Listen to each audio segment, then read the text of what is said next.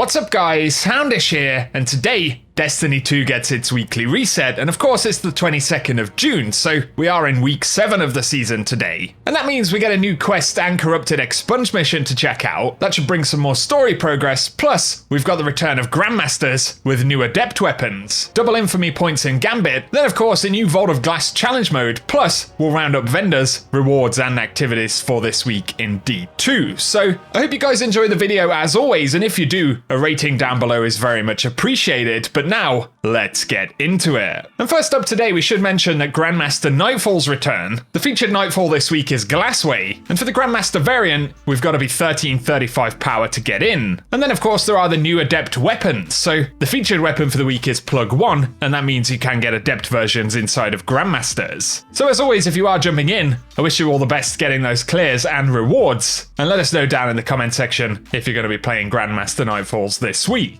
We can also see immediately on sign in right here that we've got bonus infamy for the taking this week, so we should see double infamy throughout the course of the week and then triple over the course of the weekend. That could be pretty useful stuff, but also right here we've got the Path of the Splicer 7 quest, and as always we'll initially need to speak to the Splicer servitor in the Helm. And so go ahead and grab all of the stuff you need there. For a quick preview of the quest though, as always we start out by charging the gauntlet with Ether, and then forming a key code and heading into Override to use the key code and unlock a Conflux chest. But the fourth step for the week is to complete Expunge Styx Corrupted on the moon, so that's going to be the new corrupted variant for the week. It'd be pretty cool to check that out, but once we're done with the gameplay portion, we need to travel to Helm and meet with the Same 14 and Osiris, as well as speaking to Mithrax through the Splicer servitor in the Elixir Wing. And so we'll be curious to see what story developments we get this week. But then of course there are new weekly challenges for the week as well. The first one, as always, is to complete the Path of the Splicer 7 quest, but also to defeat champions anywhere in the system with bonus progress for champions defeated in Override or Expunge. There's another one to complete Expunge Styx in 9 minutes or less, and then Ethereal Splicer 3 to collect Ether by playing Strikes, Gambit, Crucible, public events, and more. But we've also got Machine Gun Splicer, where in Override or Expunge, we need to defeat combatants with machine guns with bonus progress for precision final blows. Then there's another to earn infamy ranks in Gambit, but also to complete Crucible matches in the competitive playlist with bonus progress for wins. And then Conquest of the Mighty to complete any Nightfall strike on Grandmaster difficulty. Also this week, of course, Vault of Glass gets its second challenge mode release, and they are being released in order so we can see Oracle Challenge is the one that's going to be featured this week. So all the best if you are jumping in and completing that one for the first time. It does also mean additional pinnacle drops. We should naturally take a look at the Eververse Store right here, so as always, we've got featured stuff for silver on the front page, but for the Bright Dust section on front page, we've got Grayscale Undergrowth for the shader.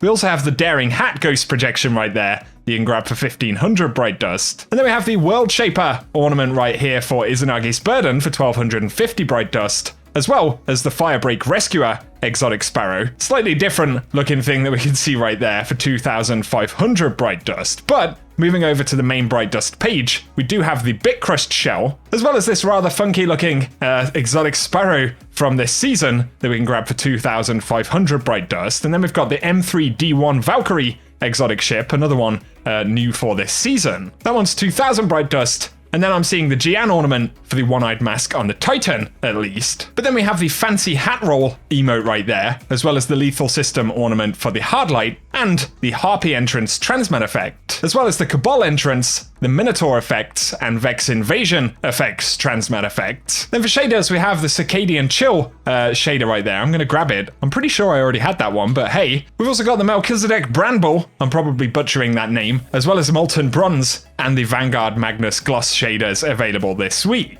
Then as always, we should take a look at Banshee's inventory right here for the weapons, and we've got False Promises with the traits rolling out with Overflow and Zen Moment. We also have the Toil and Trouble with Slide Shot and Snapshot sights. The Ikelos SR sniper rifle, of course, with Triple Tap and Quick Draw. And then we've got Truth Teller with Blinding Grenades, Auto-Loading Holster, and Disruption Break. That's a pretty good one to grab this week from Banshee. But also the 7th Seraph Saw with Field Prep and Elemental Capacitor. And finally, the Memory Interdict, and this one has Underdog and Chain Reaction. Then of course, if you're after any good armor stat rolls, this week the set is the Wild Hunt set, That's the stuff from back in Season of the Hunt, so that should be the same across all classes, but we should see different rolls depending on what class you're playing on. Nothing too exciting right here, for the Titan at least, but definitely worth checking in on all of your characters if you are after that decent stat rolled armor. But Legend and Master Lost sectors for today comprise of Excavation Site in the European Dead Zone at 1310, dropping exotic leg armor, so a good one if you are still after any of the stuff from this season. We also have Scavenger's Den though at 1340, dropping exotic helmets for today.